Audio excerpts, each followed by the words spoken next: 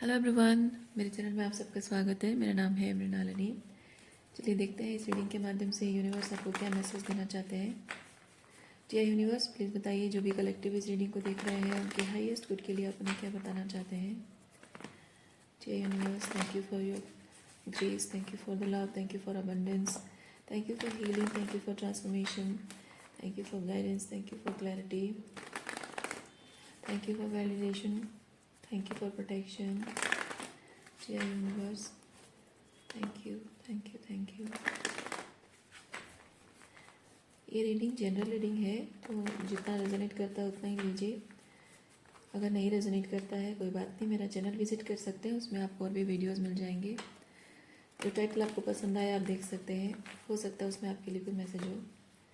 और gender specific messages नहीं है। रीडिंग आपको जैसे रेजोनेट करता है, एनर्जी आपको जैसे रेजोनेट करती है अकॉर्डिंगली आप जेंडर स्विच भी कर सकते हैं और रोल रिवर्स भी कर सकते हैं।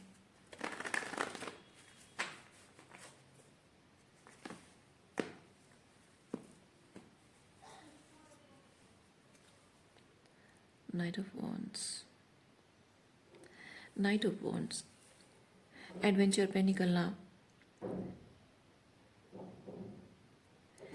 कोई कुछ जैसे करने, कोई अचानक से किसी के दिमाग में कोई बात आती है कि अब मैं ये काम कर डालती हूँ, और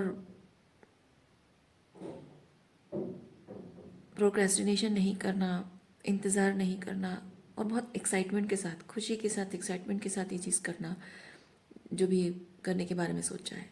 ये वैसी वाली एनर्जी है।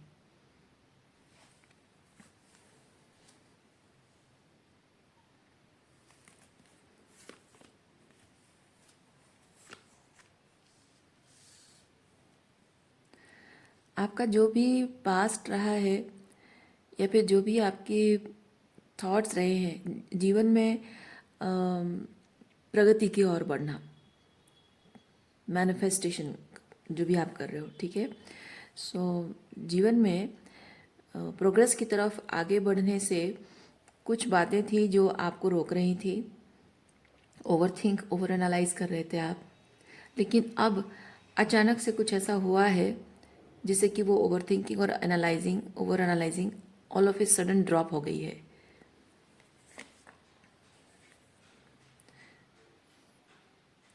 आपको शायद अपनी प्रॉब्लम का सल्यूशन मिल गया है।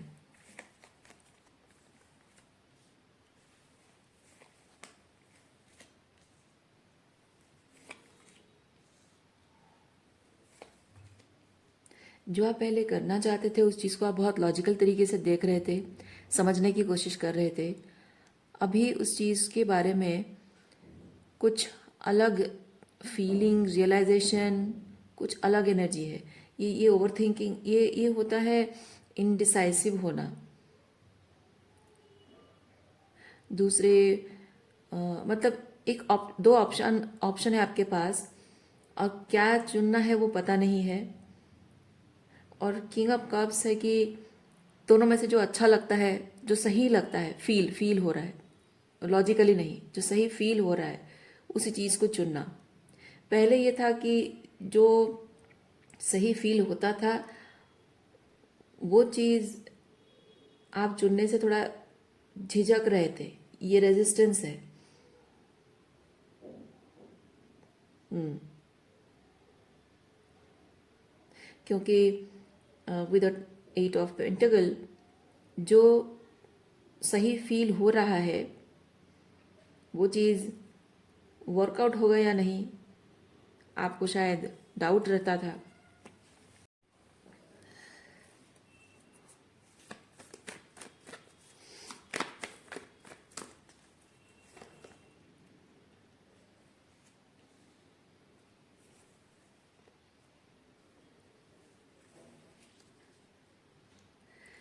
जो सही लॉजिकली लगता था, जो सही लॉजिकली लगता था, इसीलिए ओके, आई फील लाइक जो सही लगता था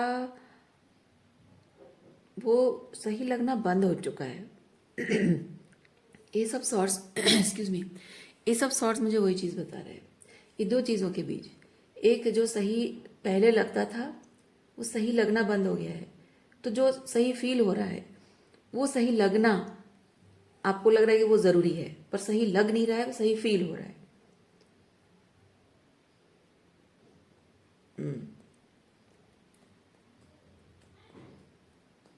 यस।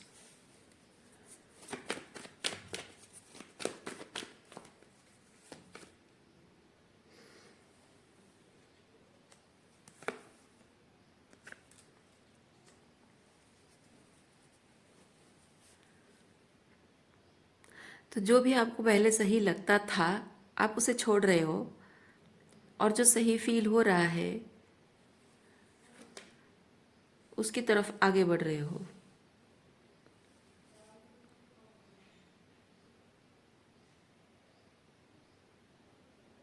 या फिर कह सकते हैं कि जो सही था, सही लगता था और सही फील होता की जगह हम ये कह सकते हैं कि जो आप चाहते थे और जो आपकी ज़रूरत है। जो आप चाहते थे और जो आपकी ज़रूरत है, वो भी कह सकते हैं।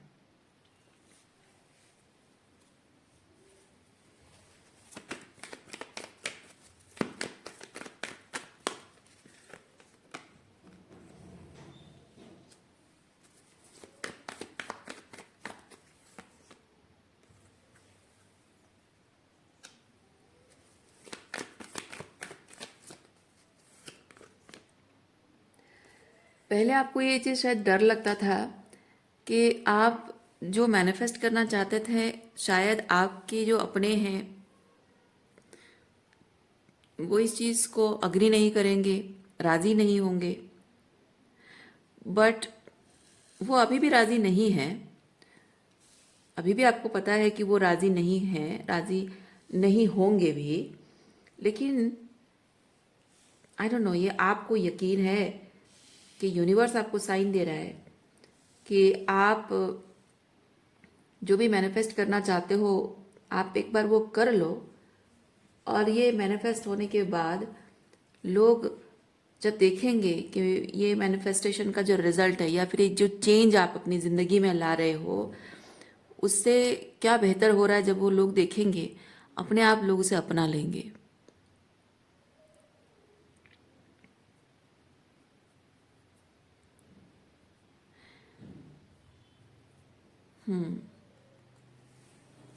स्पेसिफिकली अगर आप में से किसी के लिए ये लव रिलेशनशिप की बात अगर है विद द लवर्स, और आप किसी से शादी करना चाहते हो लेकिन परिवार राज़ी नहीं थे, तो यूनिवर्स यहाँ पे चीज़ कह रहा है कि आप जब अच्छे से जानते हो कि ये जैसे मैंने कहा कि अ, जो आप चाहते हो और जो नीड है, या फिर हो सकता है कि जो परिवार को सही लग रहा है लेकिन आपको सही नहीं लग रहा है, तो परिवार को सही लग रहा है तो करना पड़ेगा, लेकिन अब वो चीज़ आप नहीं कर रहे हो कि नहीं, जो जिससे मैं प्यार करता हूँ या करती हूँ उसी से शादी करूँगा या करूँगी। तो यूनिवर्स आपको ये चीज़ कह रहा है कि जब आप जिस इंसान से प्यार करते हो, जिससे शादी करना चाहते हो, जब आपको पता है कि आपके लिए एक अच्छा पार्टनर है, जब आपको पता है कि उसमें रिलेशनशिप को निभाने की कितनी ईमानदारी है और क्या पोटेंशियल है उसके साथ रिलेशनशिप को, तो गिव इट अ चांस। और आपको परिवार वालों को वो पहले रहेगा रेजिस्टेंस की, परिवार वालों को एक्सेप्ट करने में दिक्कत होगी, लेकिन यूनिवर्स कह रहा है कि आपका जो पर्सन है वो आपके परिवार का दिल जीत लेगा। आप मैं आपको एक चीज़ कहूँगी, परिवार को खुश करने की जिम्मेदारी आप अपने पार्टनर पर अकेला छोड़ नहीं सकते हो, ठीक है। जनरली क्या होता है, जब दो लोगों की शादी होती है तो लड़की मतलब लड़के को तो जाना नहीं पड़ता है, लड़की के घर जाकर रहना नहीं पड़ता है, और लड़कियों को जाके रहना पड़ता है। जैसे कि एक दिन में या कहें कि एक रात में उसका पूरा परिवार बदल जाता है, उसकी पूरी आइडेंटिटी बदल जाती है, नाम बदल गया, माँ बाप बदल गए, रातों रात भाई बहन बदल जाते हैं, रातों रात एक ऐसे इंसान के साथ रहना पड़ता है जो जिसको अच्छे से जानते तक नहीं है, उसको अपनाना पड़ता है। तो हाँ, माना कि बात जहाँ एक दूसरे को अपनाने की है वो दोनों के लिए चैलेंजिंग है, लेकिन जब अपना सब कुछ छोड़कर एक लड़की ससुराल में जाकर रहती है तो अकेली उसकी जिम्मेदारी नहीं होती है कि वो अपने सास ससुर के साथ और अपने देवर और ननद देवरानी जेठानी इन लोगों के साथ रिश्ते बनाने की जोड़ने की कोशिश करे और उनको अपनाए और उनको मौका दे कि वो उसको मौका दें और अपनाएं। ये अकेले उस औरत का काम नहीं होता है, पति का इन्वॉल्वमेंट होना बहुत ज़रूरी होता है। मर्दों को लगता है कि मैं इस चीज़ में नहीं पढ़ सकता हूँ, बट ये सही नहीं है।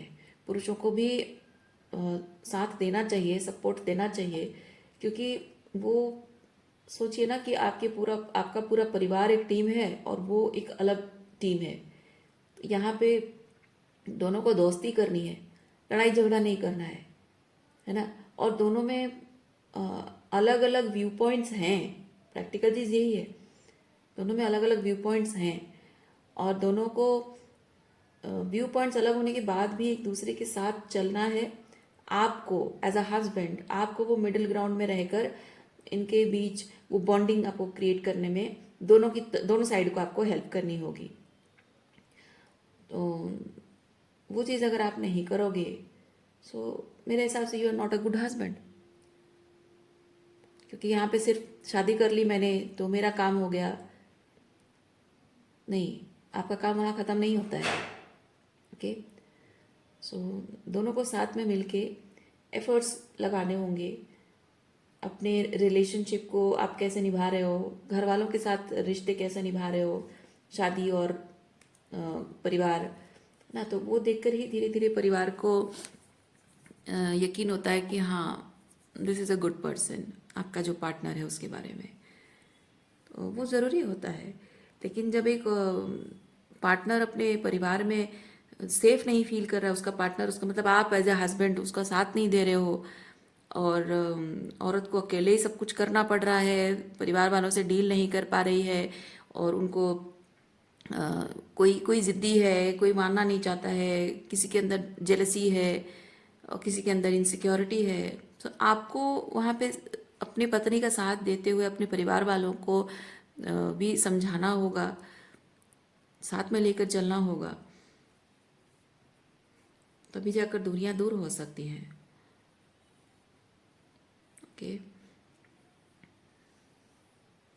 और तभी जाकर आप अपने परिवार को कन्विंस कर सकते हो।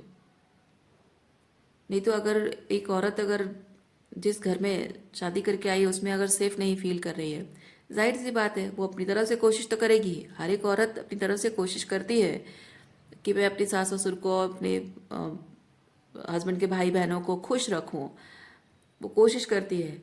और कोशिश करने के बाद भी अगर उधर से कोऑपरेशन नहीं आता है, क्योंकि हमारे पेट्रियार्की सिस्टम ऐसा ही है कि घर में जब बहू आती है तो उसको एकदम नौकरानी की तरह ट्रीट किया जाता है। ओवरनाइट उससे एक्सपेक्टेशंस रखी जाती हैं बहुत सारी। घर में नई आई होती है लेकिन घर के उसको रीति रिवाज संस्कार सब कुछ आने चाहिए, सबके खान पान का ख्याल उसको होना चाहिए। ये पॉसिबल तो नहीं है रातों रात ना। धीरे धीरे चीज़ें मतलब धीरे धीरे एडजस्टमेंट होता है, धीरे धीरे सीखते हैं, धीरे धीरे सबकी शौक सबकी ज़रूरतें पता चलती है, कौन किस तरह मानसिकता का है, उसको उसके साथ कैसे डील करना है, वो धीरे धीरे समझ में आता है।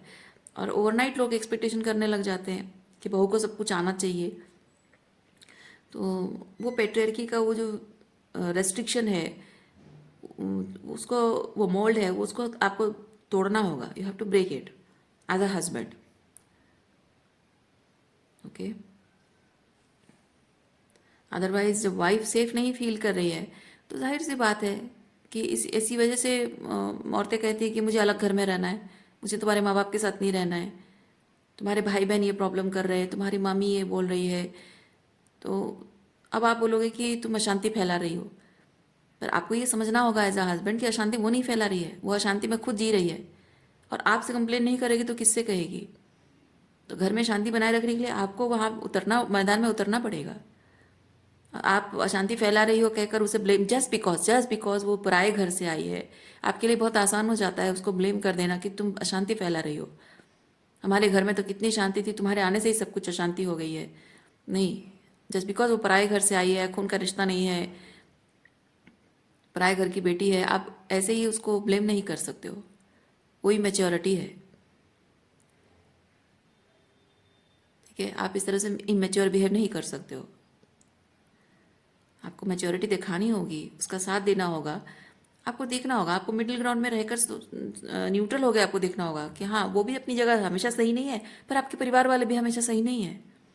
आपने उसे पत्नी मान लिया, आपने उसे एक्सेप्ट कर लिया, लेकिन परिवार वालों ने शायद नहीं अपनाया हो। और कभी कभी मैं आपको एक चीज़ बताती हूँ, अरेंज मैरिजेस, भले ही आपकी माँ की पसंद की बहू आई है, आपकी पत्नी अगर आपने नहीं चुनी है, आपकी माँ ने भी अगर बहू चुनी है उसको, फिर भी आप ये नहीं कह सकते हो कि तुम तो मेरी माँ की पसंद की हो तो माँ तुम्हें नापसंद क्यों करेगी। ना, आप ये कह नहीं सकते हो, क्योंकि आप नहीं जानते कि आपकी मदर ने किस बेसिस पर उसे चुना है। हो सकता है कि उसके फादर की प्रॉपर्टी देखकर चुना हो, स्टेटस देखकर चुना हो, उसकी खूबसूरती देखकर चुना हो, है ना। शायद डाउरी के लिए चुना हो, शायद उनके मन में लालसा हो कि सुंदर बहू है और बेटा जनेगी और बहुत खूबसूरत सा सुंदर सा बेटा होगा, क्या पता। महिलाओं के मन में क्या होता है, मतलब किसी के मन में क्या होता है आपको क्या पता। और जस्ट बिकॉज आपके माँ बाप हैं इसका मतलब ये तो नहीं है कि वो कोई स्वर्ग से उतरे देवी देवता हैं। You have to be very practical, समझना होगा आपको कि उनके अंदर भी इनर डिमॉन्स हैं, आपके अंदर भी इनर डिमॉन्स हैं, आपकी पत्नी के अंदर भी हैं। क्योंकि गुस्सा गुस्सा जेलसी एनवी ये सबके अंदर होता है। पॉजिटिव साइड ने मतलब good side and devil side दोनों सब में होता है। तो आप नहीं जानते हो कि आपके पेरेंट्स के क्या इनर डिमॉन्स हैं, आपके भाई बहनों के इनर डिमॉन्स क्या हैं, आपको नहीं पता है। आपने अभी तक देखा नहीं है क्योंकि आप उनके बेटे हो, भाई हो, तो घर में रहते हो आप, जाहिर सी बात है प्यार है, अपनापन है। पर जब कोई बाहर वाला इन्वॉल्व होता है तब इंसान के डिमॉन्स बाहर निकलते हैं। और लड़कियां भी, कोई भी इंसान जब अपने माँ बाप के साथ अपने भाई बहनों के साथ रहता है ना, इवन लड़की भी, लड़का हो या लड़की हो, जो भी अपने माँ बाप और भाई बहनों के साथ रहते हैं उनको पता नहीं चलता है। जैसे ही कोई पर्सन इन्वॉल्व हो जाता है रोमांटिकली, तब उस इंसान से डील करने के बाद ही समझ में आता है कि हर किसी के अंदर पहले से ही एक इनर डिमॉन्ड छुपा हुआ है। और जब आप लोगों की स्पिरिचुअल अवेकनिंग होती है, क्यों वो पेरेंट्स और भाई बहनों के साथ टॉक्सिक रिलेशनशिप से क्यों नहीं शुरू होती है। आपकी स्पिरिचुअल अवेकनिंग एक रोमांटिक रिलेशनशिप की क्यों शुरुआत होती है। इसीलिए आपके जीवन में तो जिंदगी भर एक नार्सिसिस्ट फादर रहा होगा, एक मैनिपुलेटिव मदर रही होगी, या फिर एक टॉक्सिक ब्रदर रहा होगा, पर जिंदगी भर आपको उनकी सच्चाई क्यों नहीं दिखी। सिर्फ आप उनके साथ छोटी छोटी बातों को, भाई के साथ या बहनों के साथ छोटी छोटी बातों को लेकर लड़ाई झगड़ा करते थे, पापा के साथ आपकी सहमति कभी नहीं होती थी, और मम्मी प्यार भी जताती थी लेकिन ज़रूरत पड़ने पर साथ भी नहीं देती थी। ये सब तो होता रहा है, पर इस चीज़ को आपने इतना ज़्यादा इम्पोर्टेंस क्यों नहीं दी। आप बस उसमें स्ट्रगल कर रहे थे, आपको गुस्सा आ रहा था, चिड़चिड़ा लग रहा था, पर एनी हाउ आप उसमें सरवाइव क्यों कर रहे थे। क्योंकि आपको सिर्फ ये सुपरफिशियली छोटी बड़ी प्रॉब्लम दिखाई देती थी, यू वर मैनिपुलेटेड। लेकिन असल में इस सब के पीछे उनके इनर डिमॉन्स क्या हैं, किस बेसिस पर वो उनका उनका जो वुंडेड इनर चाइल्ड है ना, किस बेसिस पे वो क्या कह रहे हैं और क्या बिहेव कर रहे हैं, वो इनर डिमॉन्स ही है उनका, और वो आपको नहीं पता है। जब आप एक रोमांटिक रिलेशनशिप में इन्वॉल्व होते हो, अपने पर्सन के इनर डिमॉन्स को देखते हो, तब वो आपको मिरर करता है, मिरर करके आपको दिखाता है कि आपकी ज़िंदगी में आपने एग्जैक्टली यही चीज़ एक्सपीरियंस किया है। क्योंकि कोई इंसान आपकी ज़िंदगी में जब आता है रोमांटिकली, बहुत सारी टॉक्सिसिटी लेकर आता है। तो जब आप उसके उसके अंदर की टॉक्सिसिटी देखते हो, क्योंकि आपका उसके साथ ब्लड रिलेशनशिप है नहीं, माँ बाप और भाई बहनों के साथ जैसे आप रहते हो उसके साथ रहे नहीं हो, इसीलिए लोगों को ना अपने माँ बाप टॉक्सिक अगर होते हैं, भाई बहन टॉक्सिक होते हैं, उनको लेट गो करने में, उनके साथ रिश्ता तोड़ने में सालों लग जाते हैं। लेकिन एक बॉयफ्रेंड के साथ रिश्ता तोड़ने में उनको ज़्यादा टाइम नहीं लगता है। उसकी टॉक्सिसिटी दिख गई, झगड़ा हो गया, बस छोड़ दिया, ब्रेकअप बोल दिया, छोड़ दिया, ब्लॉक कर दिया, आसान होता है क्योंकि वो खून का रिश्ता नहीं होता है। लेकिन जब भी कोई इंसान आपकी ज़िंदगी में आता है वो टॉक्सिसिटी के साथ, वो एक आईना की तरह आता है क्योंकि उसको उसको जब आप डील करते हो एक सर्टन तरीके से आप डील करते हो, और जिस तरीके से डील करते हो वो बताता है कि आप किस तरह से सेम एनर्जी के प्रभाव में हो। क्योंकि आप जब उसको मैनिफेस्ट करते हो ना, लेसन जब आपको मिल रहे होते हैं, उसका मतलब यही है कि आप अनकॉन्शियस हो, जो आपके साथ हो रहा है उस चीज़ को लेकर आप में अवेयरनेस नहीं है, आंखें बंद हैं आपकी, और उसको भेजकर ईश्वर आपकी आंखें खोलता है। वो आईने की तरह रिफ्लेक्ट करता है कि तुम्हारे, मैं ऐसे जो करता हूँ ये तुम्हारे फादर भी करते, वो भले ना बोलता हो पर उसकी एनर्जी उसके माध्यम से यूनिवर्स आपको बता रही है कि तुम ये जो ऐसे बिहेव करता है ना, तुम्हारे पापा भी एग्जैक्टली ऐसे बिहेव करते हैं। आपके शायद मुंह से भी निकला हो, अनकॉन्शियसली आपके मुंह से भी शायद निकला हो, मेरे पापा एग्जैक्टली ऐसे बिहेव करते हैं। हाँ, वही तो ईश्वर दिखाने की कोशिश कर रहा है। और उस पर्सन के उसके इंटेंशन में जो आपको लग रहा है कि वो क्यों कर रहा है, उसकी साइकी को समझने की कोशिश करो कि वो क्यों कर रहा है, साइकोलॉजी क्या है उसके पीछे। एग्जैक्टली वही साइकोलॉजी आपके फादर की भी है। ये मुझे इस तरह से मैनिपुलेट करता है, और मेरी मम्मी भी मुझे कभी कभी ऐसा करती है, कभी कभी नहीं, हमेशा करती है। क्यों? क्योंकि मैनिपुलेशन करने के पीछे उसका जो इंटेंशन है, एग्जैक्टली वही इंटेंशन आपकी मदर का भी है। यूनिवर्स वो मिरर करके आपको दिखाने की कोशिश कर रहा है, और उसी इंसान के माध्यम से आपको पता चलता है कि आपके फादर और आपके मदर किस तरह से आपके अपब्रिंगिंग में ढील छोड़ते रहे हैं, गलतियां करते रहे हैं। आपको एक सोवरेन ह्यूमन बीइंग नहीं बनाकर आपको एक वुंडेड मैस्कुलिन या वुंडेड फेमिनिन बना देते हैं। अपनी वुंडिंग्स आप पर प्रोजेक्ट कर देते हैं, जहां आपके जीवन में आप खुशियों से ज़िंदगी जीते। जब छोटे थे तब से आपके सपने थे, आपकी खुशियां थी, आपकी बहुत सारी इच्छाएं थी, बहुत सारे सपने पूरे करने थे। आपको शायद एक्सप्लोर करने का मौका नहीं दिया गया है कि आपके सपने क्या हैं। अगर आपको पता भी है तो उन्हें सप्रेस कर दिया गया है, उनके हिसाब से आपको चलना पड़ा है। क्यों? क्योंकि मैं अगर मम्मी के हिसाब से ना चलूँ, मेरी मम्मी दुखी हो जाती है, फिर डिप्रेशन में चली जाती है। तो डिप्रेशन में चली जाती है, उनकी साइकोलॉजिकल इश्यूज है, ये उनकी प्रॉब्लम है, आपकी नहीं है। जस्ट बिकॉज वो डिप्रेशन में ना जाए उसलिए आप अपनी ज़िंदगी जीना नहीं छोड़ सकते हो, अपनी खुशियों को परस्यू करना नहीं छोड़ सकते हो। जस्ट बिकॉज आपके फादर के कंट्रोल इश्यूज हैं, उसकी वजह से आप उनके हिसाब से ज़िंदगी जी नहीं सकते हो घुट घुट कर, आपके सपनों को मार नहीं सकते हो। ये बात आपको आपके पेरेंट्स क्यों समझाएंगे? क्योंकि उनको तो अपने हिसाब से कंट्रोल और मैनिपुलेट करना है, वो नहीं सिखाएंगे आपको। ये पर्सन, ये जो रिलेशनशिप में आते हो ना, रोमांटिक रिलेशनशिप में जब इन्वॉल्व होते हो, उस पर्सन वो जो मिरर करके दिखाता है, तब आप कहते हो मैं क्यों करूं, मैं क्यों उसकी बातों में मैनिपुलेट हूं, मैं क्यों उसके कंट्रोल को मानूं। एग्जैक्टली अगर आप अपने बॉयफ्रेंड के साथ या गर्लफ्रेंड के साथ रिलेशनशिप में अगर ये चीज़ कह रहे हो कि मैं तुम्हारे कंट्रोल नहीं मानूंगी, मैं तुम्हारे मैनिपुलेशन में नहीं आऊंगी, ये मेरे हाईएस्ट गुड को सर्व नहीं करता, तो एग्जैक्टली वही चीज़ यूनिवर्स बता रहा है कि आपके माँ बाप, आपके फादर कंट्रोल कर रहे हैं और माँ मैनिपुलेट कर रही है। उनको अपना शैडो वर्क खुद करना चाहिए, उनके कंट्रोल इश्यूज हैं वो जाने, उनके इमोशनल वुंड्स हैं मदर की वो जाने, उनको स्ट्रेस प्रॉब्लम है, उनको उनके साइकोलॉजिकल इश्यूज है वो जाने। वो आपके इश्यूज नहीं है। आप यहाँ जिंदगी जीने के लिए आए हो, किसी के घुट घुट कर किसी के स्लेव बनकर रहने के लिए नहीं आए हो, किसी की सेवा करने नहीं, किसी की सर्विस, किसी के नौकर बन के जीने के लिए नहीं आए हो। आप यहाँ अपनी ज़िंदगी जीने आए हो, अपना कर्मा करने आए हो, अपने भाग्य को सुधारने आए हो, अपनी सोल के एसेंशन के लिए आए हो, है ना। तो आपको जो सपना है, जो लाइफ का पर्पस है, आपके जीवन का जो पर्पस है, आपको वो ढूंढना पड़ेगा। और अगर आपको पता है कि आपके जीवन का पर्पस क्या है तो आपको वो परस्यू करना पड़ेगा। आप दूसरों के स्लेव बनकर नहीं जी सकते हो, चाहे वो माँ बाप ही क्यों ना हो। बहुत कम माँ बाप होते हैं जो अपने इनर डिमॉन्स को साइड में रख के अपने बच्चों की खुशी के लिए जो करना चाहिए वो उसके लिए त्याग करते हैं, सेक्रीफाइस करते हैं। उसको त्याग बोला जाता है,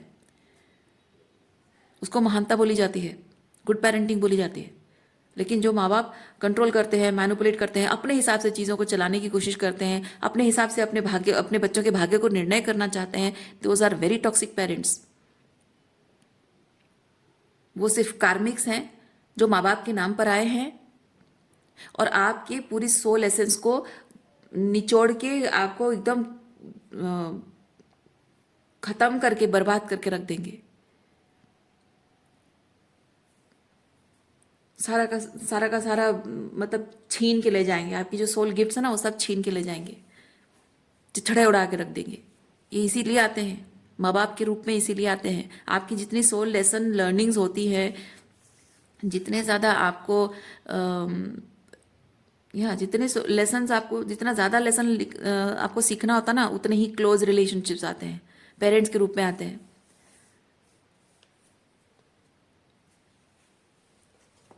और ये चीज़ आपको समझना होगा। आप अपने रिलेशनशिप, जस्ट आपने शादी कर ली, आपका काम वहीं ख़त्म नहीं होता है। आपको थोड़ा ब्रॉडर पर्सपेक्टिव रखना होगा, समझना होगा कि आपके घर वालों के भी इनर डिमॉन्ड्स हैं और उनके भी अपने ईगो को बूस्ट करने के लिए, ईगो को सेटिस्फाई करने के लिए सर्वाइवर, ये सर्वाइवर मोड होता है। इंसान जब खुद जी रहा है और दूसरों को जीने दे, वो कनेक्शन बहुत सोलफुल कनेक्शन होता है। लेकिन इंसान अपने जीने के लिए दूसरों की सोल को मार कर जिए, उसको स्लेव बना के जिए, उनकी सोल एसेंस को निचोड़ कर जिए कि मुझे ये सर्वाइवल होता है। वो सर्वाइव कर रहा है, उसकी ज़िंदगी नर्क जैसी उसको महसूस हो रही है और दूसरों की ज़िंदगी नर्क बनाकर ही उसको सुकून मिलता है, क्योंकि दूसरों की ज़िंदगी नर्क बनाकर उसको एक कंट्रोल मिलता है, जो अपने लाइफ को वो कंट्रोल में फील करता है। ऐसे लोग डिमॉन्स होते हैं, टॉक्सिक होते हैं, कार्मिक्स होते हैं, आपकी आत्मा के सबसे बड़े दुश्मन होते हैं, चाहे वो माँ बाप ही क्यों ना हो। तो आपको वो अपना ब्रॉडर पर्सपेक्टिव रखना होगा, आपको इतनी समझदारी रखनी होगी, और आप अपने पार्टनर को बस उनके हवाले छोड़ दोगे और आपकी ज़िंदगी भी ऐसे कंट्रोल हुई है। यही जो माँ बाप से डील कर रहे हो ना, आपकी ज़िंदगी को भी ऐसे उन्होंने बहुत हद तक तबाह की है। अपने आप को देखो, ऑब्जर्व करो, समझो, आपको समझ में आएगा। आपका पार्टनर कुछ ऐसी बातें कहता होगा, शैडो बातें, डार्क साइड उसकी दिखती होगी। जब आपके झगड़े होते होंगे तो आपका पार्टनर अपना डार्क साइड आपको दिखाता होगा, और उसके डार्क साइड में आपको लगता होगा कि यार तुम हमेशा कलेश करती रहती हो, झगड़ा करती रहती हो, जब देखो खाली किच किच किच किच। नहीं, वो अपनी डार्क साइड आपको दिखा रही है, वो बता रही है कि तुम्हारे बाप में, तुम्हारे माँ में, तुम्हारे भाई बहन में ये इनर डिमॉन्ड्स हैं, ये टॉक्सिसिटी है। तो आपको वहाँ समझना होगा कि उनकी वो टॉक्सिसिटी आप पर किस तरह से प्रभाव पड़ी है, आपकी ज़िंदगी को किस तरह से प्रभावित की है उनकी उस टॉक्सिसिटी ने। और मैं गारंटी के साथ ये चीज़ कह सकती हूँ, जब आपको पता चलेगा कि आपके माँ बाप की जिस टॉक्सिसिटी के बारे में आपका पार्टनर बता रहा है, उस टॉक्सिसिटी का असर आप पर क्या हुआ है जानने के बाद, मैं 100% गारंटी के साथ कह सकती हूँ, आप अपने माँ बाप को कभी माफ़ नहीं करोगे। उन्होंने आपके साथ जो किया है, आपकी मन, बुद्धि और आत्मा के साथ जो किया उन्होंने ना, उस चीज़ के लिए कभी माफ़ नहीं कर पाओगे आप, एक बार आप अगर समझ गए। लेकिन जो देखना नहीं चाहते हैं, जो माया के प्रभाव में अंधे हैं, जिनका अहंकार बहुत ज़्यादा है, जिनको अपने माँ बाप को सर आंखों पर बिठाना होता है और अपने पार्टनर के साथ रिलेशनशिप के बारे में सीरियसली कुछ सोचना समझना नहीं होता है, वो बस अपने पार्टनर को ब्लेम करते रहते हैं। उनकी थर्ड आई क्लोज होती है, उनको ईगो इश्यूज होते हैं, उनके इनर चाइल्ड वुंड्स होते हैं, उनको शैडो वर्क नहीं करना होता है, अपने माँ बाप के साथ एक कंफर्ट जोन होता है, उस कंफर्ट जोन की वजह से वो जानबूझकर अपनी आंखें बंद कर देते हैं। जजमेंट इशू भी होता है। सोसाइटी कहती है कि बीवी के लिए माँ बाप को छोड़ दिया, ची ची ची ची, कैसा बेटा है।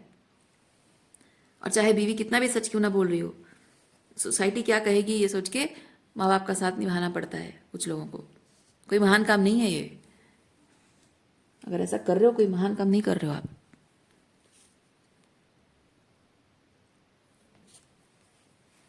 बात ये नहीं है कि वो माँ बाप है और ये पराए घर की लड़की है, बात ये है कि कौन आपके साथ रिलेशनशिप निभा रहा है और कौन आपको अपना स्लेव बनाकर आपको बस कंट्रोल, मैनिपुलेशन एंड डोमिनेट करने की कोशिश कर रहा है।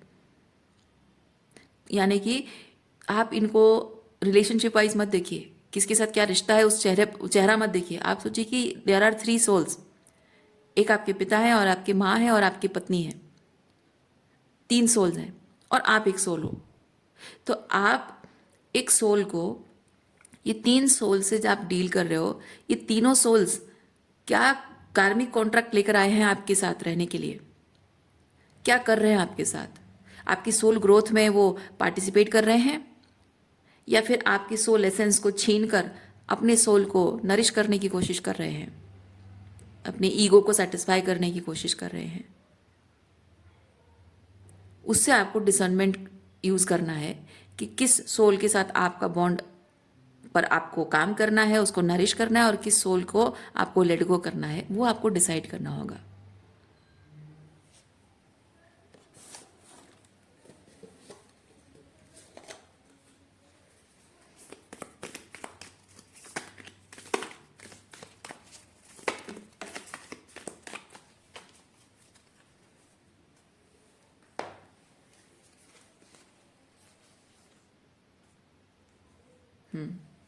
स्टार बॉन्ड, कार्मिक कॉन्ट्रैक्ट्स इन तीनों के साथ लेकर आप आए हैं, माँ बाप के साथ, और मतलब मैं जिनकी आप जानते हैं, आपकी इस रीडिंग में आप किनके आप बात कर रहे हैं, मैं वो कह रही हूँ।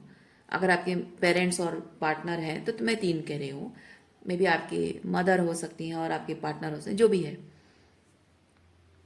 पर स्टार बॉर्न ये चीज़ बताता है, आप अपनी डेस्टिनी में इन लोगों को लेकर आए हो, इस तरीके के सोल्स को अपने लाइफ में लेकर आए हो, जिसके साथ आपकी सोल ग्रोथ है। आपको उस सोल के साथ अपने रिश्ते को नर्चर करना है, और जिसके साथ आपकी सोल लेसन सीख रही है, वहाँ से लेसन सीखना है और उनको रिलीज करना है। यही काम करने के लिए आप आए हो। आप यहाँ पे किसी के स्लेव बनने नहीं आए हो, आप स्टार हो, स्टार बॉर्न। आप पे बहुत खास स्पिरिचुअल गिफ्ट्स हैं। ऐसे लोगों को आप जैसे स्टार बॉर्न चाइल्ड की ज़रूरत होती है।